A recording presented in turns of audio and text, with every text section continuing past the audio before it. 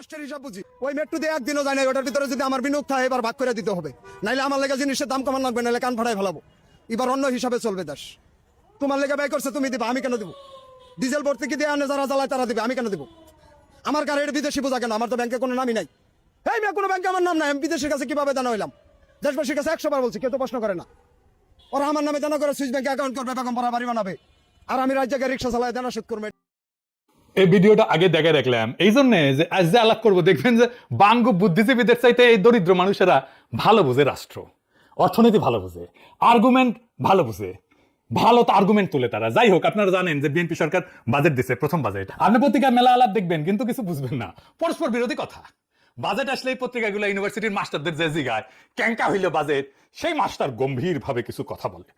সামষ্টিক অর্থনীতিতে ইতিবাচক ভূমিকা নিয়ে আসবে, তবে কর কাঠামোর সংস্কার না হলে এই বাজেট উচ্চাশয়ী হয়ে থাকবে। ওই মাস্টাররা যদি কনের মানে কি এই কন তো বুঝায় দেখবেন পাইতেছে না, এর মানে হইতেছে ওই নিজেই বুঝে না জিনিসটা কি, তো না বুঝলে মূল্যায়ন করবে কি? আমি বেড়ে কইতেছি না, দেখেন কি কইছে, উচ্চাবিলাসী, বাস্তবতা বিবর্জিত, স্বপ্ন বিলাসী ও রাজনৈতিক চমক নির্ভর। দেখেছেন, প্রস্তাবিত বাজেট অনেক বড় অঙ্কের, কিন্তু একই সাথে বাস্তবায়নের ক্ষেত্রে অসার বা ফাঁকা বলে প্রতিভাত হচ্ছে। মানে বাস্তবায়ন মনে করে ফেলিছে। মানুষের জীবনযাত্রার ব্যয় কমানো এবং নতুন কর্মসংস্থান সৃষ্টির কোনো আশাবাদ প্রস্তাবিত বাজেটে দেখা যাইতেছে না। বুঝে একেবারে উড়ে দিছে। বাজেটের মাস্টার ইকোনমিক্সের নোবেল প্রাইজ পেয়ে গেছে মনে হয় প্রত্যেকটা। আর দেখেন, বাজেট ব্যবসা বান্ধব সংস্কারমুখী, বাস্তবায়ন চ্যালেঞ্জ বিসিআই। এবার আপনারাই কন, কি বুঝলেন এই কথাবার্তায়? কিছু বুঝিছেন? কোন আগামাথা আছে কথাবার্তা আর নাই। বাঙ্গুরা অনেক জিনিসই বুঝে, কিন্তু একটা জিনিস একেবারেই বুঝে না, সেটা হচ্ছে অর্থনীতি বা ইকোনমি। ইকোনমিটা যদি একজনই বুঝলোইনি বাংলাদেশের, তাইলে দেশটা এতদিন ধরে এইভাবে ঘষটায় না। দেখেন, হাঙ্কের অর্থমন্ত্রী ইন্ডিয়ান মাল আমির বশির মাহমুদ চৌধুরী কইছিল অর্থনীতি ঘুইরা দাঁড়াইতে 2 বছর লাগবে, কইছিল না মে মাসে? তারিখটা দেখেন এডিটর সাহেব। বিগত সরকারগুলো থেকে সেটা মাইনাস মাইনাস আর মাইনাস, এখানে যোগ কিছু নেই, সবগুলো ঋণাত্মক হিসেবে। এইগুলো আবার মেকআপ করতে হচ্ছে। এমনকি অনেকগুলো বিল পর্যন্ত পেমেন্ট করে দিতে হবে। পাওয়ার সেক্টর, এনার্জি সেক্টরে 50,000 কোটি টাকার মতো বাকি রেখে চলে গেছে মাসাল্লাহ। এগুলো আবার সব পে করতে হচ্ছে। সুতরাং একটা বিরাট মানে অর্থনৈতিকভাবে একটা ভীষণ আমরা ঋণাত্মক অবস্থায় আছি। এখান থেকে প্রথমে আমরা এখান থেকে বের হতে হবে, তারপরে অর্থনীতি সামনের দিকে যাবে। আপনারা নিশ্চয়ই লক্ষ্য করেছেন, আমি বলছি 2 বছর সময় লাগবে অর্থনীতি ঘুরে দাঁড়ানোর জন্য। 1 মাসও যায় না, এখন কইতেছে 4-5 বছর লাগবে ইকোনমি ঘুরে দাঁড়াইতে। কোনটা সত্য, আগেরটা না এখনকারটা? এই বাজেট নিয়ে নাকি আগে বাংলা লুথার কিং অনেকজন জ্ঞানী গুণী বিজ্ঞজনের সাথে কথা কইছে। হ্যাঁ, ভালো কথা। এর মধ্যে নাকি দেবপ্রিয় ছিল, সে বাজেট দেখে কইছে অনেকদিন পর প্রথম একটা চিন্তাশীল বাজেট পেয়েছি। দেখে বুঝতে পারে নাই কি কথা কইবে, বাজেট কি চিন্তা করতে পারে? হ্যাঁ, যাই হোক, আমি হাসিনার আমলে বাজেট নিয়ে এপিসোড করেছি, হয়তো অনেকেই মনে নাই বা দেখেন নাই। আজকে আমি হাতে ধরে দেখাই দেবো বাজেট কেমনে দেখতে হয়, বিশেষ করে বাংলাদেশের মতো দেশের বাজেট কেমনে দেখতে হয়।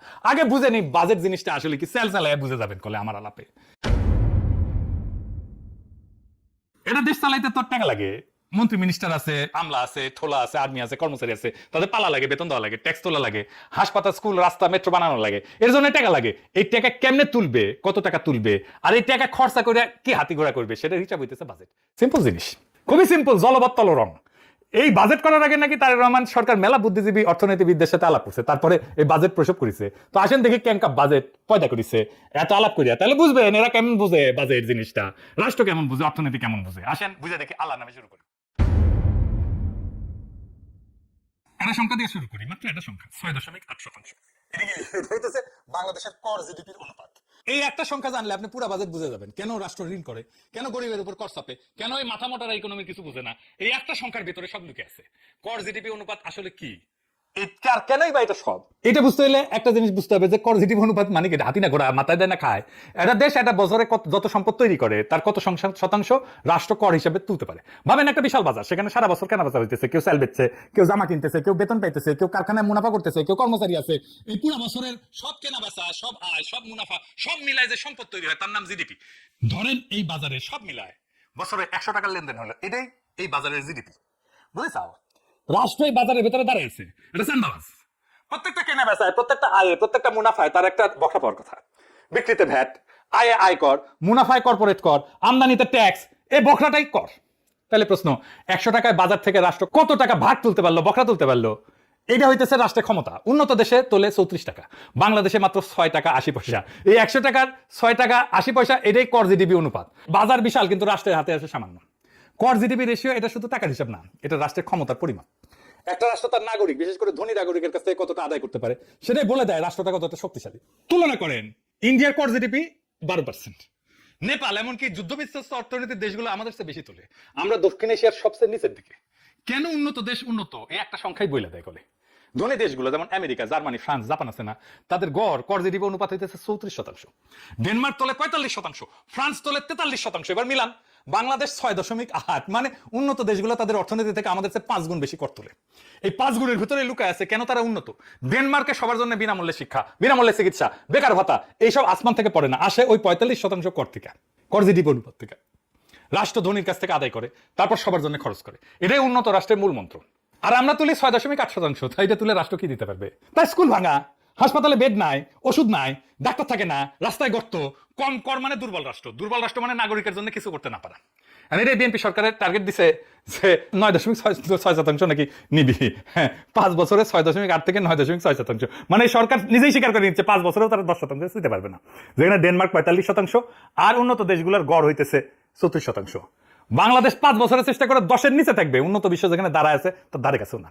একটা রাষ্ট্র যদি তার অর্থনীতির 10% কর হিসেবে তুলতে না পারে, তাহলে নিজের ভবিষ্যৎ নিজের অর্থায়ন করতে পারবে না। তো তাকে অন্যের উপরে নির্ভর করতে হবে, ঋণের উপরে নির্ভর করতে হবে, রেমিটেন্সের উপরে নির্ভর করতে হবে, বিদেশি সাহায্যের উপরে নির্ভর করতে হবে। আর যে নিজের খরচ নিজে চালাইতে পারে না, সে স্বাধীনভাবে সিদ্ধান্ত নিতে পারে না। কর জিডিপি 6.8% মানে শুধু কম রাজস্ব না, মানে এটা একটা পরনির্ভর রাষ্ট্র। আচ্ছা এবার আসেন, এটা খুব ইন্টারেস্টিং জায়গা দেখি। সরকার তো ট্যাক্স তুলবে, কিভাবে তুলবে? তার ইনস্টিটিউট দিয়া, তাই না, বাহিনী দিয়া। তো জনগণ তো তার সেবা দেখবে, সরকারের সেবা দেখবে, এমন ভাবে দেখবে যে মানুষ আগ্রহ নিয়ে ট্যাক্স দিবে, সে জানবে যে এই ট্যাক্সের টাকা এমন সব সেবা সুবিধা পাবে যে সেটা নিজেও ব্যবহার করতে পারবে। এই যে রাষ্ট্রযন্ত্র আমরা পালি, পুলিশ, আর্মি, আমলা, কর্মচারী, এসব তো নাগরিকদের জন্য রাষ্ট্রের সেবা নিশ্চিত করার জন্য, তারাই তো ট্যাক্স তুলবে। তাহলে আসেন দেখি এই বিপুল রাষ্ট্রযন্ত্রকে পালতে আমরা কত খরচা করি আর তার তুলনায় কি পাই। এই বাজেট তো 9,38,000 কোটি টাকা, তাই না? কাদের জন্য? সবাই লাফাইতেছে, ইতিহাসের সবচেয়ে বড় বাজেট দিছে বিএনপি। তো এই বাজেটের টাকা কার জন্য খরচা হবে? আমার আপনার জন্য না, আমার আপনার জন্য না। এই বাজেটের 4/3 সরকারের পরিচালন ব্যয়, মানে বেতন ভাতা, প্রশাসন, অফিস, গাড়ি আর পুরানো ঋণের সুদ। মোট বাজেটের 74.5%, প্রায় 3/4, মানে কি দাঁড়াইলো? বাজেটের প্রত্যেক 4 টাকার মধ্যে প্রায় 3 টাকা চলে যাবে রাষ্ট্রযন্ত্রটাকে সচল রাখতে, সরকারি কর্মচারী বেতন, অফিসের খরচ আর অতীতের দেনার সুদ। এই 3 টাকা কোনো নতুন কিছু তৈরি করবে না, কোনো কারখানা না, কোনো রাস্তা না, কোনো হাসপাতাল না, শুধু সরকারি বেতন ভাতায় 89,380 কোটি টাকা, বাজেটের প্রায় 9.5%। সুদ 1,27,500 কোটি টাকা, আরো 13.5%। দুইটা মিলে বাজেটের প্রায় 1/4, শুধু বেতন আর সুদ। একটা উন্নত রাষ্ট্রে বাজেটের সিংহভাগ যায় নাগরিকের দিকে, আর বাংলাদেশের 3/4 যায় রাষ্ট্রযন্ত্রের দিকে, নিজেকে টিকায় রাখতে। সেই রাষ্ট্রযন্ত্র যা ট্যাক্সের টাকা তুলতে পারে না, কোনো সেবাই দিতে পারে না, না স্বাস্থ্য, না শিক্ষা, না অবকাঠামো, না ব্যবসার সুবিধা। একটা উন্নত দেশের বাজেট হইল নাগরিকের জন্য রাষ্ট্রের খরচ, বাংলাদেশের বাজেট হইল রাষ্ট্রযন্ত্র টিকায় রাখার জন্য নাগরিকের খরচ। উন্নত রাষ্ট্র সংগ্রহ করে জনগণের কাছ থেকে, ফেরত দেয় জনগণকে, আর আমাদের রাষ্ট্র সংগ্রহ করে জনগণের কাছ থেকে, খরচ করে নিজের জন্য। যে বাজেট তার নিজের অস্তিত্ব টিকে রাখতে 3/4 নষ্ট করে ফেলে, খায়া ফেলে, সে বাজেট জনগণের ভবিষ্যৎ গড়ার বাজেট না, সেটা রাষ্ট্রের আত্মরক্ষার বাজেট। বাজেটের একক বৃহত্তম খাত কোনটা জানেন? জনপ্রশাসন। মোট বাজেটের 15%, শিক্ষার চেয়ে বেশি, স্বাস্থ্যের 2.5 গুণ, প্রতিরক্ষার 3 গুণ। বাজেটের সবচেয়ে বড় খাত নাগরিকের শিক্ষা বা স্বাস্থ্য না, প্রশাসন নিজে।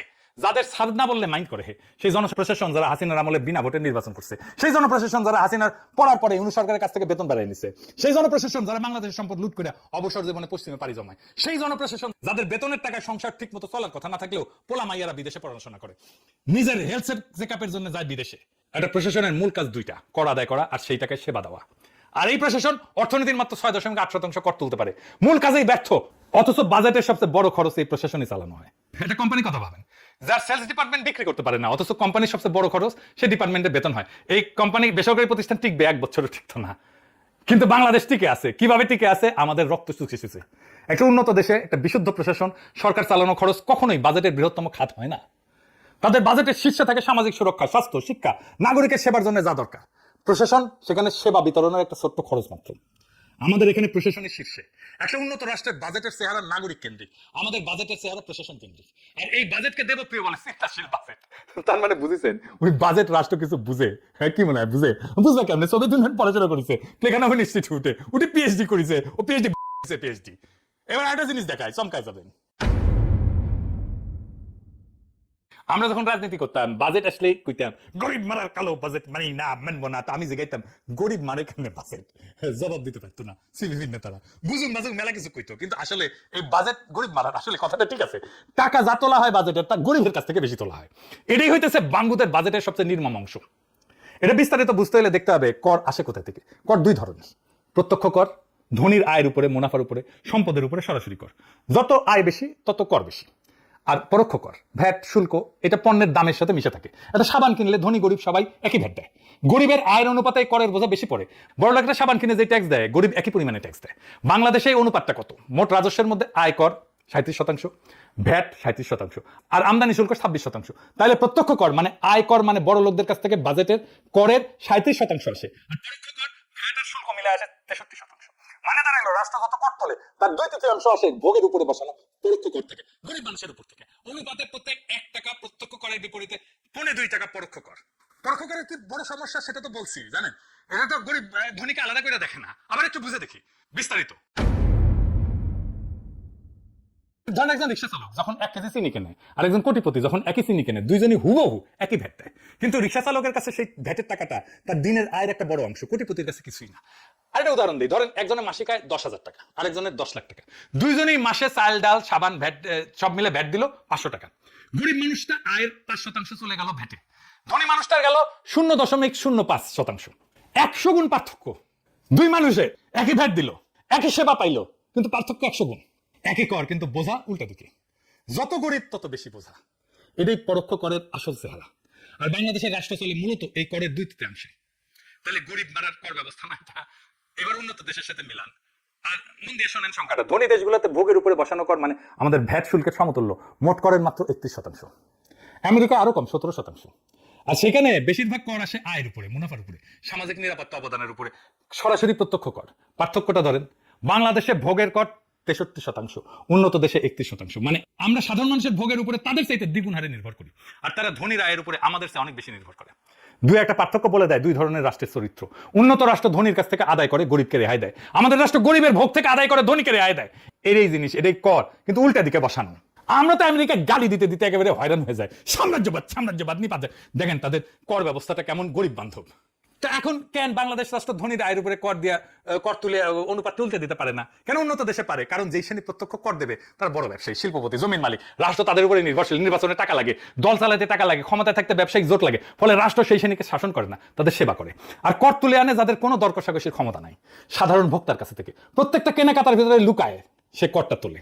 তাই এই যে কর জিডিপি রেশিও 6.8%, এটা কোনো টেকনিক্যাল ফেলিওর না, এটি সিস্টেম। এইভাবে বানানো হয়েছে সিস্টেম, এটা একটা রাজনৈতিক সত্য।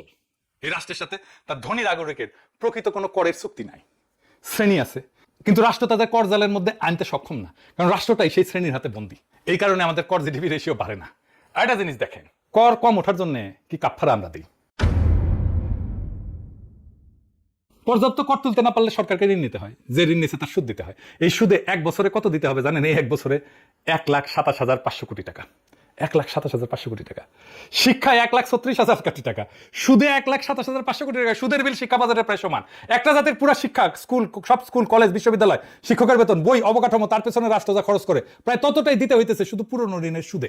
যে রাষ্ট্রের অতীতের দেনা তার ভবিষ্যতের বিনিয়োগের সমান, সে সামনে আগাইতেছে না পিছাইতেছে? লুথার কিং এর সামনে তো কোনো পথ নাই। কর তুলতে না পারলে ঋণ করতে হবে, ঋণ করলে সুদ দিতে হবে, সুদ দিলে শিক্ষায় টাকা কমে যাবে। কিন্তু কোন খাতে বরাদ্দ কমলো দৃশ্যমান ভাবে, এটা জানেন? আমাদের আর্মি ভাইরা জানেন? জানেন না? আসেন দেখে দিই। যখন কোনো খাতে বরাদ্দ বাড়লো বলা হয় সেটা টাকার অঙ্কে, কিন্তু টাকার দাম তো প্রত্যেক বছর কমতেছে। সেটার নাম মূল্যস্ফীতি। আমরা জানি সরকার নিজের হিসাবে মূল্যস্ফীতি 7.5%-এর আশেপাশে। মানে গত বছর যে কাজ করতে 100 টাকা লাগতো, এই বছর সেটা করতে 160 টাকার বেশি লাগবে।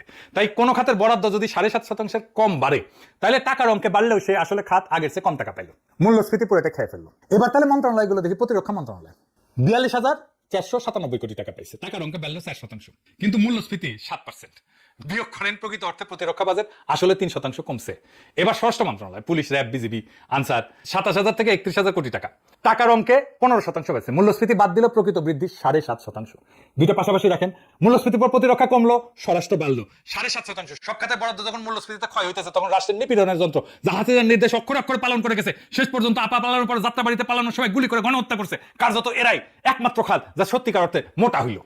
যে অভ্যুত্থান হয়েছিল হাসিনার পুলিশের দমন পীড়নের বিরুদ্ধে, যে সরকার পরিবর্তনের বয়ান নিয়ে আসলো আর প্রথম বাজেটে শিলং সালাউদ্দিন প্রতিরক্ষা কমাইলো, স্বরাষ্ট্র বানাইলো, নিজেরটা বেড়াই নিল, যে সামরিক বাহিনী বিপ্লবের পক্ষে দাঁড়াইলো তার বরাদ্দ কমলো আজিব ভাত।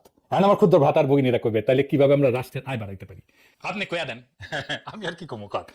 আপনারা দেখছেন জামাত এনসিপি দুই দলে বিকল্প বাজেট দিছে না, দুই দলের একটা টিম কাজ করছে না, করছে তো। তারপরে এই দুই দলের একবারের জন্য আমার কিন্তু জিগাইনি, আচ্ছা বলেন তো আমরা বিকল্প বাজেট দেবো, আপনার মতামত কি? তারেক রহমান তো দেবপ্রিয়রে ডাকছে, তাই না? দেবপ্রিয় তারা বিএনপি করেন না, তাও ডাকছে। জামাত আর এনসিপি কোন পিওরে ডাকছে? নাকি কাউরি ডাকে নাই? আমার ধারণা কাউরি ডাকে নাই, কারণ ওরা তো সবার বেশি বুঝে। জামাত এনসিপি যে বিকল্প বাজেট দিচ্ছে আমি কোনো মূল্যায়ন করবো না, আপনারাই এই আলাপ করলাম, তার আলোকে দেখবেন ওরা এমন কি বিকল্প বলছে যা লুথার কিং দিছে আর তারা একই জিনিস দিছে, কোনো বিকল্প দেখায়নি। আপনারা দেখেন সংসদে কি আলাপ করে, কোনো বুদ্ধি তো আলাপ করতেই পারবো না ওরা। তারপরে বলি আমি বাজেট নিয়ে কাজ করলে কি করতে, কর জিডিপি 6.8 থেকে বাড়াইতাম আমি। কর বাড়ানোর কথা উঠলে সরকার একটা কাজই করে যে ইতিমধ্যে যারা কর দেয় তার ঘরে আরো ট্যাক্স চাপায়, ভ্যাট চাপায়, করদাতার হার বাড়ায়। এটা আত্মঘাতী, কারণ এটা একটা ছোট জালে বারবার নিংড়ানো হয়। ওই বেতনভোগী মধ্যবিত্ত আর নিয়মে চলা কোম্পানি যারা এমনিতেই ফান্দে আটকা, ফল উল্টা হয়, করের ভয় বাকিরা জালের বাইরে থাকে, ভিত্তি আরো ছোট হয়। এটা কোনো সমাধান না, এটা একটা দুষ্ট চক্র। আসল রাস্তা হার বাড়ানো না, ভিত্তি বাড়ানো। আর এটার একটাই উপায় হইতেছে ফর্মালাইজেশন। এটা সংখ্যা শোনেন, আমাদের কর্মসংস্থানের 88% ইনফর্মাল। প্রায় 9 কোটি মানুষ এমন এক অর্থনীতিতে কাজ করে যা রাষ্ট্রের চোখে অদৃশ্য, অথচ এরা কিন্তু অর্থনৈতিক ইকোনমির ভেতরে আছে। তারা সম্পদ সৃষ্টি করতেছে, কেনাবেচা করতেছে, আয় করতেছে, কিন্তু কর জালের বাইরে আছে। কর জিডিপি 6.8 মানে এই অর্থনীতির বিশাল অংশটা রাষ্ট্রের নাগালের বাইরে। এইটা একটা ছায়া অর্থনীতি, এটার আলোয় আনতে হবে। এটাই হওয়া উচিত কেন্দ্রীয় অগ্রাধিকার, কারণ এইটাই কর বাড়ানোর একমাত্র সৎ যন্ত্র। কেন? রাষ্ট্র যা মাপতে পারে না তার তো শাসন করতে পারে না। কর তো দূরের কথা, যে অর্থনীতির পরিসংখ্যানে নাই সেখান থেকে রাষ্ট্র 1 পয়সাও তুলতে পারবে না, পারবেই না। আর সেই মানুষগুলো 1 পয়সা দেবেও না। ইনফর্মাল মানুষ কেন কর দেয় না? কারণ কর দিয়া বিনিময়ে তো সে কিছু পায় না। রাষ্ট্র যদি বলে যে তুমি আমার কর দাও, তা মানুষ কবে কেন তুমি আমার জন্য কি করো, তোমার আমি কেন কর দেবো? তাই কাজ হয় তখন একটাই দ্বিমুখী, তুমি কর দাও, বিনিময়ে পাও কিছু। কি কি? পেনশন পাও, দুর্ঘটনা বীমা পাও, ব্যাংক ঋণ পাও, আইনের সুরক্ষা পাও, রাষ্ট্র পায় রাজস্ব, আর এই ইনফর্মাল সেক্টর পায় সুরক্ষা, এর কর্মীরা পায় সুরক্ষা, এরা পায় পুঁজি, তাদের বৃদ্ধির একটা সুযোগ সৃষ্টি হয়। এটাই সেই কর চুক্তি যা আমাদের কোনোদিন হয় নাই। আমার হাতে ক্ষমতা থাকলে 9 কোটি মানুষের ছায়া থেকে তুলে আনতাম, তাদের শিক্ষিত করতাম, সুরক্ষিত করতাম, দৃশ্যমান করতাম, ইকোনমির মধ্যে আনতাম, ফর্মাল ইকোনমির মধ্যে আনতাম। কর বাড়াইতাম কিন্তু হার বাড়াইতাম না। মানুষকে জালে এনে সেইখানে জালে আসাটাই লাভজনক সেটা দেখাই দিতাম। 10 বছরে এই দেশ বদলাই দিত। মনে আছে না শুরুতে যে গরিব মানুষের ভিডিও দেখাইলাম, যারা বিশ্ববিদ্যালয়ে পড়ে নাই, যারা গম্ভীর মুখে সামষ্টিক অর্থনৈতিক বুলি কপসায় না, তারা কিন্তু একটা জিনিস ঠিকই বোঝে, তারা বুঝে রাষ্ট্র তাদের কাছ থেকে ন্যায় ফেরত দেয় না। এই সহজ সত্যটা এই বাঙ্গ বুদ্ধিজীবীটা 5টা ডিগ্রি নিয়েও বুঝে না, কারণ বুঝতে চায় না। দেবপ্রিয় সাহেব এই বাজেটকে দেখে আবেগে কইল চিন্তাশীল বাজেট। আমি আপনাদের হাতে ধরে দেখাইলাম এই বাজেটে চিন্তার চৌ নাই, আছে শুধু একটা রাষ্ট্রযন্ত্র যে নিজের টিকায় রাখতে 4 টাকা 3 টাকা খায়া ফেলে। বাঙ্গুদের এই গরিব মারার বাজেট কোনো নিয়তি না, কোনো অভিশাপ না, এটা একটা পছন্দ।